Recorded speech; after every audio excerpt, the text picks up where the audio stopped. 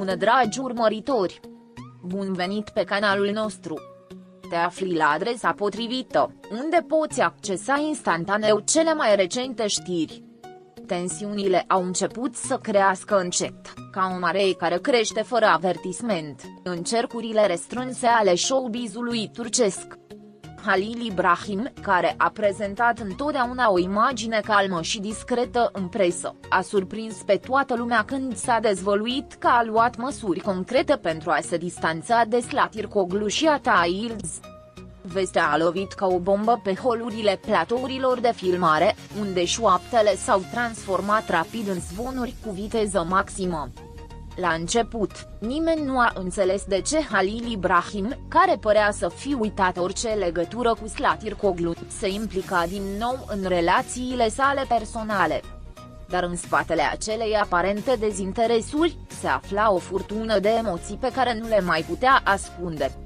Cei mai apropiați au observat schimbări subtile în atitudinea lor de când Zlatirkoglu și Atay au început să dea dovadă de mai multă unitate în public. Halil Ibrahim, deși nu a recunoscut niciodată cu voce tare, nu s-a putut abține să nu se simtă copleșit de un amestec de gelozie, nostalgie și ceva mai profund, pe care nici măcar el nu-l putea explica. Faptul că o vedea pe Zlatirkoglu râzând cu Atay, schimbând priviri lungi și tăcerii familiare, i-a readus la iveală răni vechi pe care le credea vindecate. Atunci a decis că nu mai poate sta pur și simplu degeaba. Cu eleganța sa caracteristică, a început să tragă sforile în culise, dar fără a lăsa urme vizibile. Mai întâi, Halil Ibrahim a abordat persoane cheie din mediul profesional al lui Atay: producători, directori de casting, asistenți. Toți au primit sugestii discrete de la el care aveau scopul de a-i distrage atenția lui Atay Yıldız către alte proiecte. Și-a folosit prestigiul, experiența și, mai presus de toate, puterea de convingere pentru a răspândi ideea că ar fi mai bine să-l țină pe Atay ocupat și departe de același mediu pe care îl împărțea cu Zlatirkoglu. O stea în ascensiune are nevoie de spațiu ca să strălucească singur, spuse el cu un zâmbet enigmatic. Nimeni nu bănuia fondul emoțional al cuvintelor sale. În același timp, Halil Ibrahim s-a arătat mai prezent la evenimentele unde știa că va fi prezent și Zlatirkoglu. Uneori se intersectau din întâmplare, alteori părea că plănuise totul cu o precizie chirurgicală. La început părea indiferentă, dar disconfortul din ochii ei era evident. Nu am înțeles de ce Halil Ibrahim a reapărut exact când începeam să găsesc stabilitate emoțională alături de altcineva. Dar ceea ce Zlatirkoglu nu știa era că Halil Ibrahim nu încetase niciodată să o privească de la distanță. Măsurile luate nu s-au limitat la mediul profesional. Halil Ibrahim a început, de asemenea, să influențeze prieteni comuni, încurajându-i să nu-l invite pe Atay la anumite întâlniri sau să menționeze subtil că relația dintre el și Zlatirkoglu se îndrepta prea repede. Strategia a fost tăcută, dar eficientă, a creat un climat de îndoială, de mici obstacole care, în timp, aveau să erodeze legătura emergentă dintre Zlatirkoglu și Atay. Era un joc periculos, unul care putea da efectul invers dacă nu era gestionat cu inteligență. În paralel, Halil Ibrahim a început să pară mai reflexiv pe rețelele sale de socializare. A postat fraze care păreau adresate cuiva anume, fotografii vechi de la ședințe foto anterioare și versuri de cântece pline de melancolie.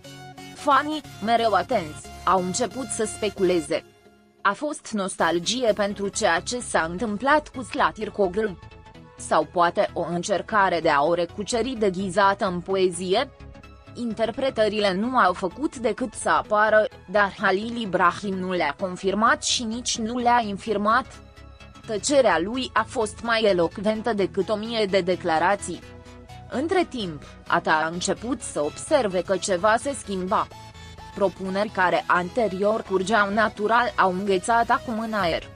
Întâlnirile au fost amânate, proiecte care și-au pierdut brusc interesul din partea producătorilor. La început a atribuit-o întâmplării, dar apoi a știut că cineva intervine.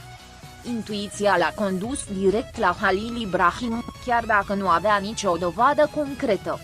Când i-a povestit despre asta, Slatirkoglu a refuzat să creadă. Halil Ibrahim nu ar face așa ceva, a spus el. Dar în interior, îndoiala fusese deja semănată. Relația dintre Slatirkoglu și Ata a început să se clatine.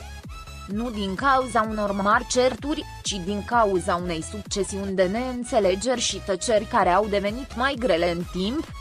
Ata, din ce în ce mai frustrat, a început să se distanțeze fără să vrea.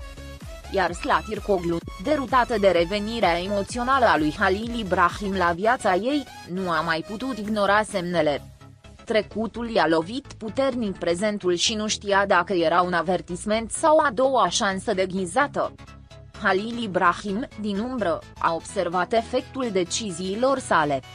Nu a făcut-o cu cruzime, ci cu durerea cuiva care iubește în tăcere și nu știe să renunțe.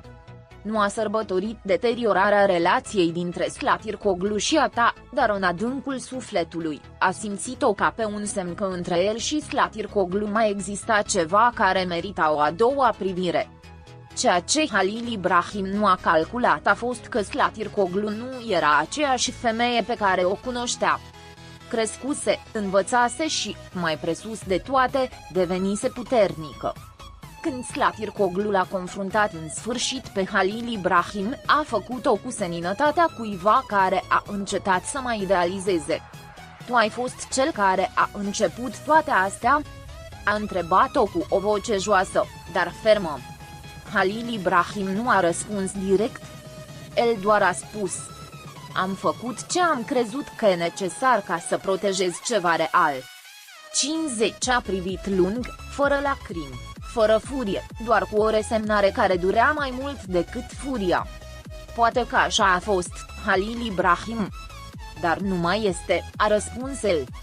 După acea conversație, Halil Ibrahim nu a mai intervenit. Și-a dat seama că depășise granițe care, deși invizibile, lăsau cicatrici. Ata a plecat, iar Slatirkoglu și-a luat ceva timp pentru a rămâne singură. Niciunul dintre cei trei nu a câștigat, dar toți au învățat ceva despre dragoste, gelozie și limite care nu ar trebui niciodată depășite.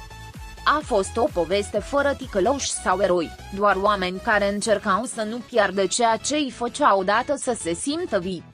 Și astfel, în culise, Halil Ibrahim a încetat să mai lupte pentru ceva ce poate exista doar în amintirile sale.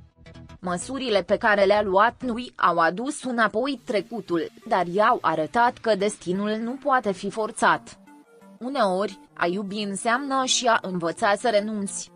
Chiar dacă costă, chiar dacă doare. Pentru că nu tot ce a fost intens merită să fie repetat. Și pentru că există momente când chiar și cea mai profundă iubire trebuie să se predea în tăcere. Pascali